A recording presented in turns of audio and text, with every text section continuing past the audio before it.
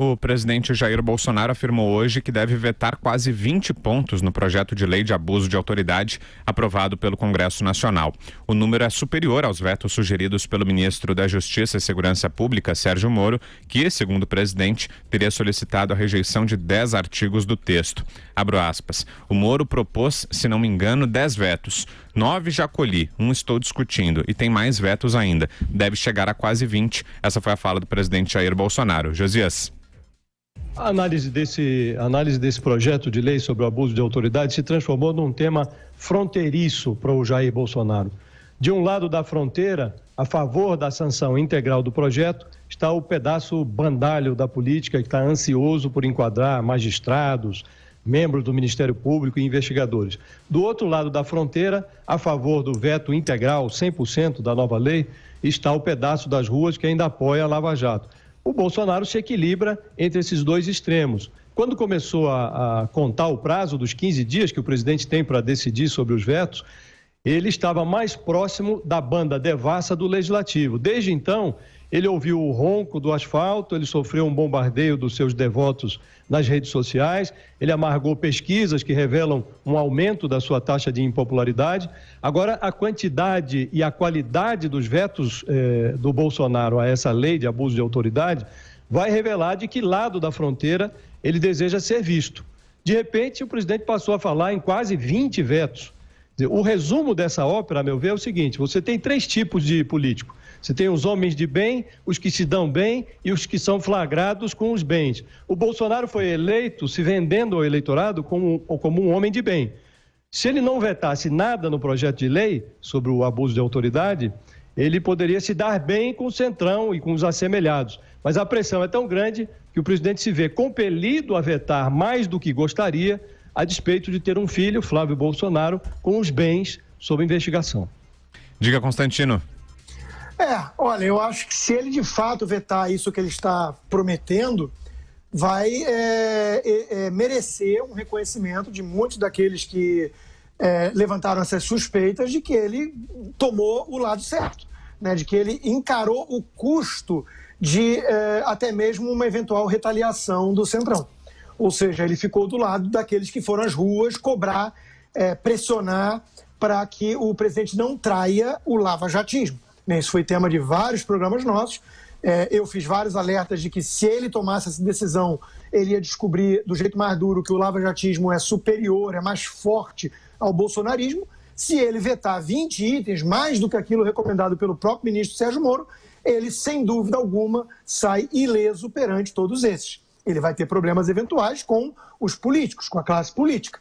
É uma briga que ele comprou, parece inclusive que ele já teria dito que isso pode dificultar o outro filho, né, o que quer ser embaixador na América, porque, sem dúvida alguma, uma das retaliações mais evidentes seria os senadores não aprovarem o nome dele na sabatina.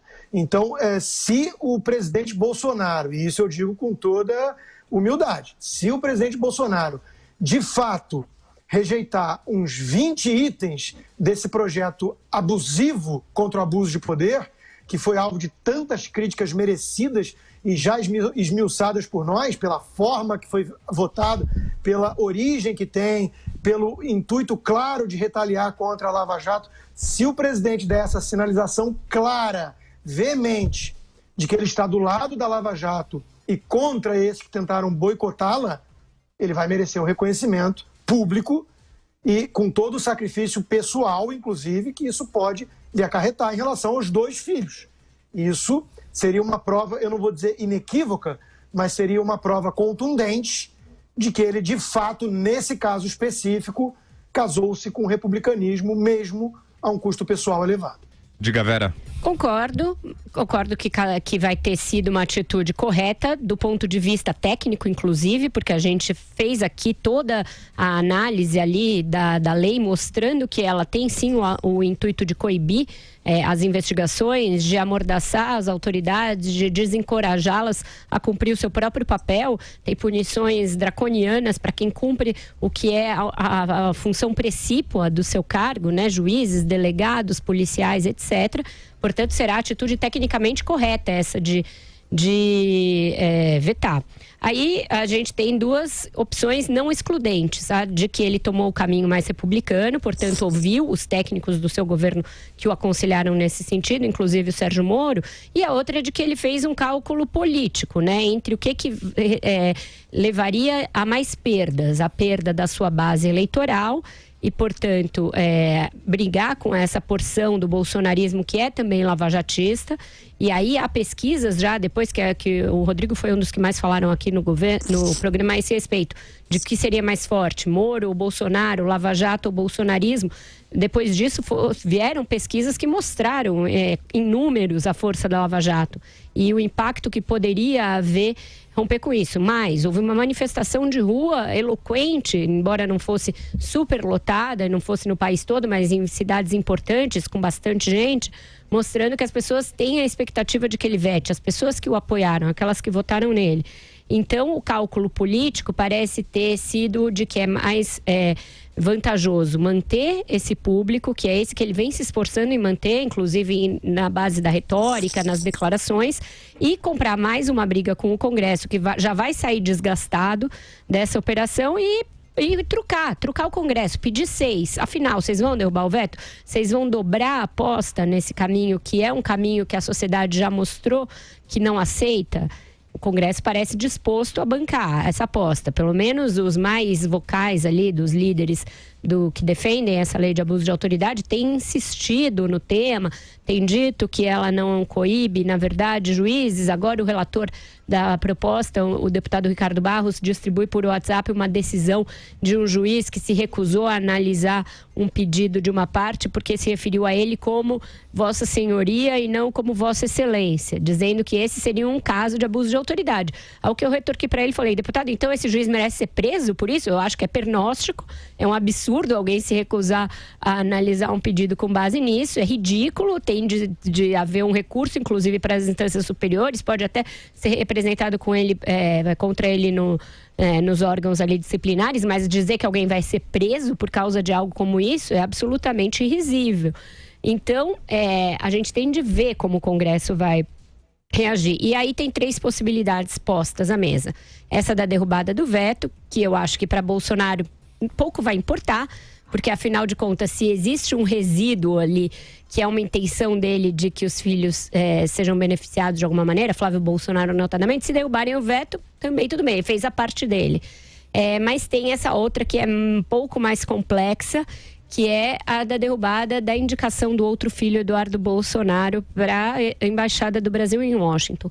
E aí eu acho que não está totalmente dada à disposição dos senadores de comprar essa briga. Tem todo um pacote ali de pacto federativo sendo discutido. Hoje mesmo existe um acordo para votação em 2 turnos do projeto da cessão onerosa do excedente do pré-sal, e que é algo que vai injetar dinheiro ali nos estados. Não me parece que principalmente o presidente da casa, Davi Alcolumbre, esteja numa postura assim tão belicosa. Então, pode ser, é um risco, mas eu acho que ele está pagando para ver. Acho que ele está achando que o nome do filho vai passar. É maioria simples dos presentes, não precisa de quórum qualificado.